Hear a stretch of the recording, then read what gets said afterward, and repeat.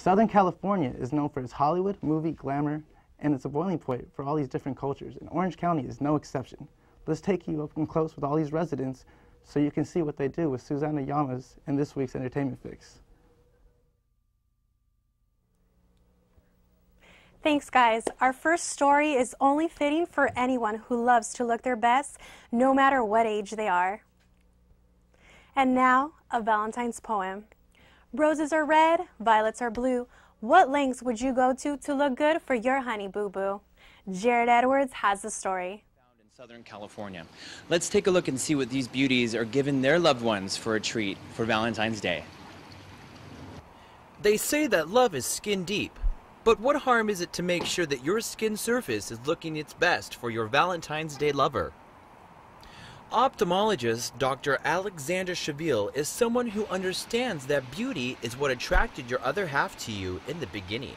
Her office and staff are a beacon of light where the fountain of youth is overflowing for anyone who wants to keep their youthful appearance for many years to come. I've been doing it for about 20 years, and I started off doing Botox just for the areas in here, forehead, and so forth, and now I'm doing it more for lip lines and neck lines and basically anything that makes you look older. Botox can fix a lot of it. Today in particular, it's orientated towards Valentine's Day, so a lot of people want to look better, they want to feel better, looking better not only for themselves but for the special person.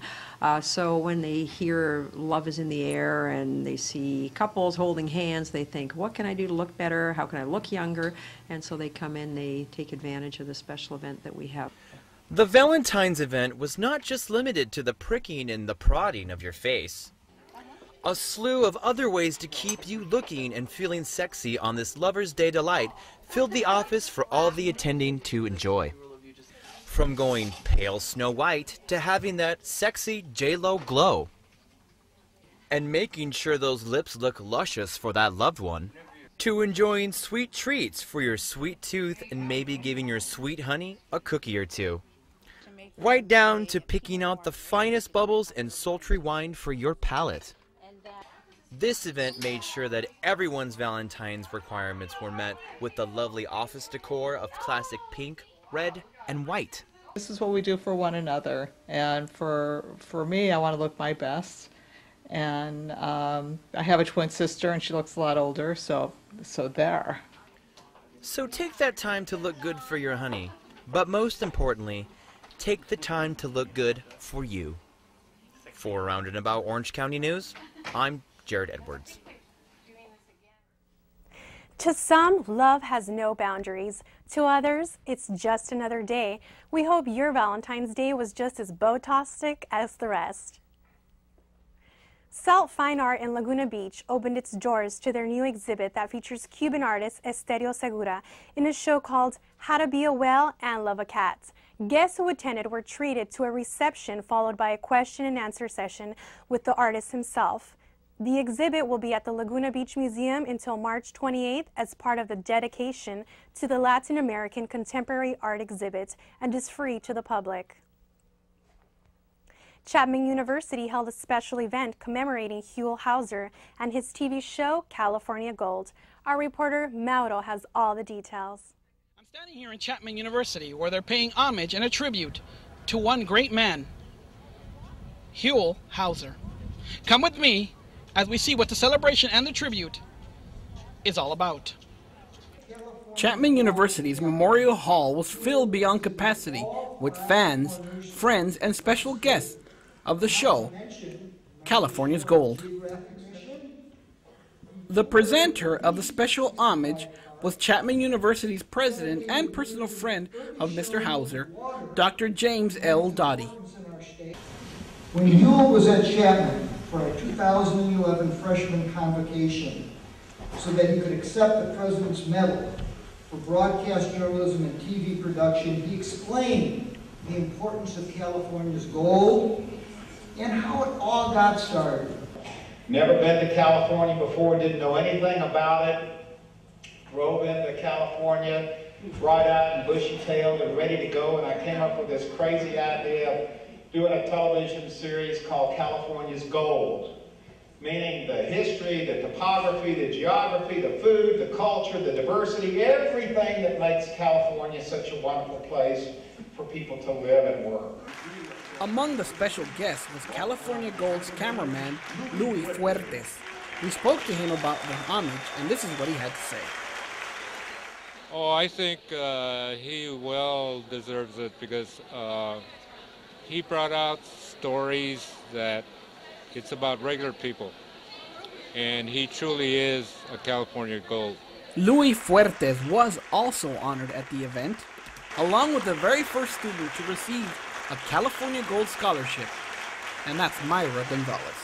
All over the campus, people were treated to Huel's favorite, such as the fire truck in episode 4006 and Candace Frazee, the owner of the Bunny Museum. The audience was treated to an unreleased video of Huel Hauser singing "California, Here I Come" as the closer for his homage. For Around and About Orange County, this is Mauro Rosales Jr. Huel Hauser died in January of this year. The school's library will house all the show's items as well as own rights to the show. Disneyland's White Rabbit from Alice in Wonderland is in no hurry for this potential lawsuit. A San Diego family who accused the White Rabbit character of being racist after their son went up to the character attempting to receive a hug is suing Disneyland. The White Rabbit denied the black child a hug and later went on to hug Caucasian and Asian children. Disneyland apologized to the family and offered them $500 in park passes if they agreed to sign a confidentiality agreement. The family declined the offer and said they will not stop until they are guaranteed that the employee has been fired. Well, that is all for me in entertainment. Back to the main desk for more news. Thanks, Susanna, for all that entertainment news.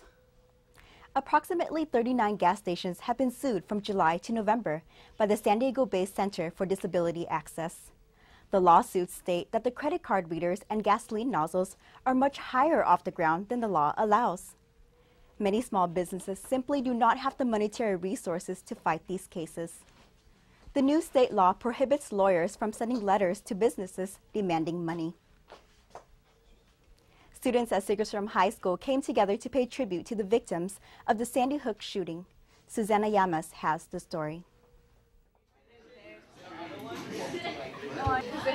Students at Segerstrom High School created a project in honor of the victims of the Sandy Hook shooting. Shelby Stosand, a visual arts teacher at Segerstrom, had her students create a rainbow of 3,000 paper cranes. Stosand took a moment to explain what inspired this project. So my art students created 20 small birds that represented the students that died at Sandy Hook Elementary in Newton, Connecticut. And some students created 6 large ones to represent the adults. And we place them out in the hall as an installation as a tribute to their lives. In different cultures, if you fold 1,000 cranes, it's a wish for peace in troubled times. This project serves as a reminder of the lives lost this past December. The students began making the cranes the following Monday after this incident occurred. Upon returning from holiday break, students began hanging the cranes. They now soar decoratively in the hall of the school. Juan Luna, one of Stosand's art students, explains his thoughts on this tribute. To know that we actually care about the shooting and to create peace with the shooting at the school.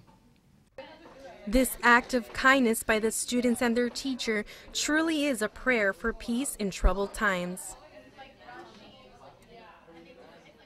With every 20 small cranes representing a child and every 6 large cranes representing an adult whose lives were lost, we can only hope this project will inspire peace and good fortune to the families affected by this devastating event. For Around and About Orange County News, I'm Susana Llamas. Our thoughts and prayers go out to the families of the victims.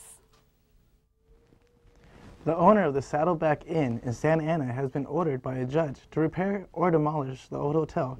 In October, Santa Ana sued the property owner to fix what the city has had for years. Contendered as unsafe, on January 2011, fire caused extensive damage to the building on the south side of the property, turning it into a dangerous fire hazard. Part of the problem the owner faces is 55-year-old lease, which expires in 2019. And now with the court order, the faith of the Saddleback Inn is at standstill.